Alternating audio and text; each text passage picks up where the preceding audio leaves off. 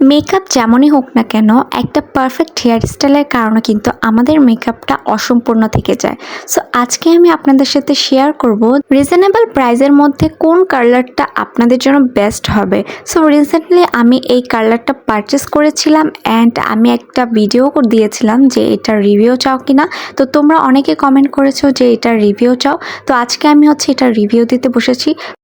ফার্স্টে হেয়ারটাকে দুইটা সেকশনে ভাগ করে নেব অ্যান্ড পেছন থেকে হেয়ারটাকে কার্ল করা শুরু করতে হবে। তো পেছন থেকে অল্প একটু হেয়ার নিয়ে আমি আমার কালারের একদম অপোজিট থেকে দেন ঘুরিয়ে ঘুরিয়ে চুলটাকে এভাবে পেঁচিয়ে কালারের সাথে লাগিয়ে দেন ধরে রাখবো অ্যান্ড এটাকে 10 থেকে 15 সেকেন্ডের মতো রাখবো যাতে আমার চুলটা ভালোভাবে কার্ল হয়ে যায়। অ্যান্ড দেখেন এটা কি সুন্দর একটা কার্ল দিয়েছে। অ্যান্ড এটা যদি আপনারা স্প্রে দিয়ে এটাকে সেট করে নেন তাহলে কিন্তু এটা অনেক বেশি লং লাস্টিং হবে অ্যান্ড যে কোনো হেয়ার স্টাইল আপনারা কিন্তু এভাবে করতে পারবেন।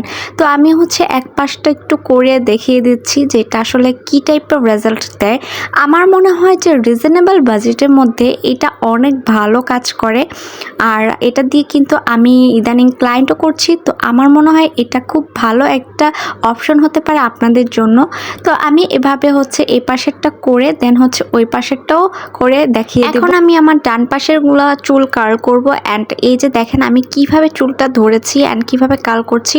তো এইভাবে যদি আপনারা চুলটা কার্ল করেন তাহলে কিন্তু আপনার চুলটা খুব সুন্দরভাবে কার্ল হবে। সো এই যে দেখেন আমি এখন দেখাচ্ছি, দেখেন এটা কি সুন্দর ফ্লাফি হয়েছে অ্যান্ড এটা যদি আমি এখন সেট করি খুব সুন্দরভাবে তাহলে একটা সুন্দর হেয়ার স্টাইল হয়ে যাবে।